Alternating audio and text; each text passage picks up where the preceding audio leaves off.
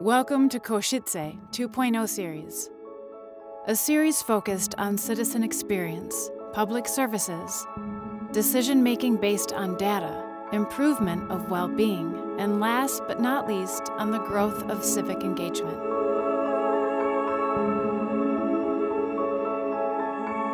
In today's episode, we discuss how to use media art or art for interpreting and formulating new narratives. Art has always been used as a mechanism of city and societal development. Its interconnection with technologies and data opens new possibilities and practices that can help citizens and politicians form a different perception of their own communities. Ars Electronica Chief Curator Martin Honzik talks about artists' contribution to establishing a more empowering role in the use of technology.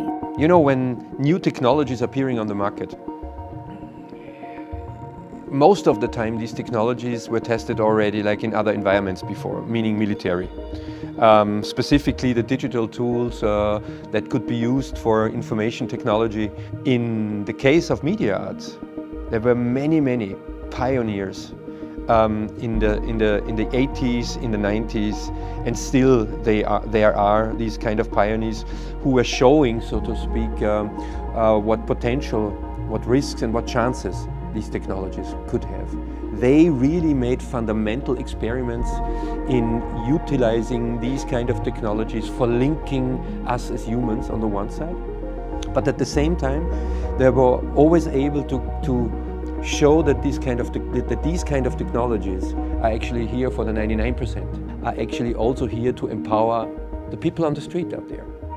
So art all of a sudden became an alternative form for educating the society, including those who want to use those technologies for the sake of commercial. For Joanna Miranda, Executive Coordinator of Braga Media Arts, there are advantages in embracing the dialogue between technology and arts while searching for new narratives. If you defend a concept of media art as just a technological or a digital thing, people who don't relate with that, just, it's not for me. It's like, I don't understand it. There's nothing. You are, you know, sometimes they are afraid of the approach. Like you want to come here and kill the old way, the analog way. It's actually, so we see it as a privileged contest of dialogue. So sometimes it's a very pedagogical approach. In the first part, you show. It's like what you do is, we do by showing. And then the opportunity arises. And they approach us and say, okay, and they are not asking of us about doing a video mapping. They want us to think with them how to reshape some narratives, how to make them more now.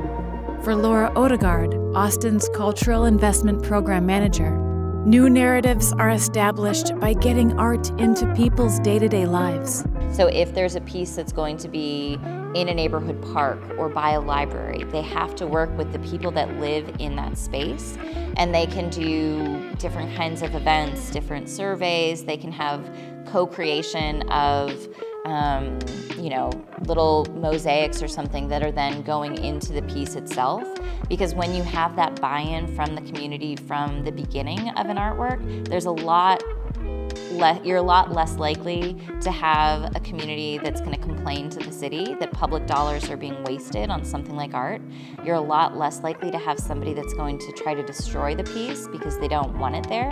So it's like you have to build that desire to support something from the beginning. And I think in general, Austinites are really, really supportive of culture in all its forms, whether it's busking programs or whether it's a parking garage that has a media arts piece built in. And it's just this idea of creating some fun. And so something like that, I think, is a super exciting way of using media arts in community engagement, in anything really.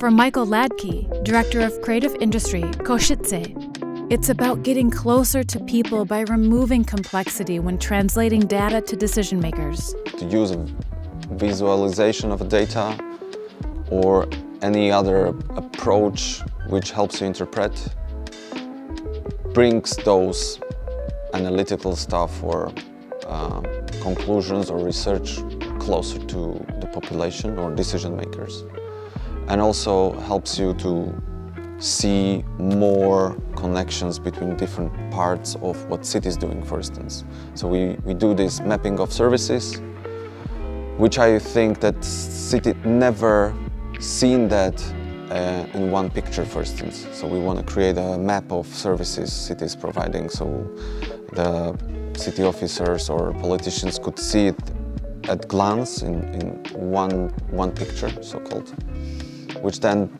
could bring another level of thinking about that, how they should decide. Then they see, okay, we don't have to make a decision and this decision stays for 20 years, but we can make a decision now, implement, and then evaluate, and then see that, okay, we need to change this or that, and it will be just learning culture. So that's something which is really, I would say, ambitious in our context, but it's something we would like to really push forward in the city. Art has always been there to create narratives that translate more complex concepts into citizens' day-to-day life. These new narratives are essential in developing a deeper understanding of our communities and cities, while empowering citizens to translate their views and open them to a different world of perceived possibilities.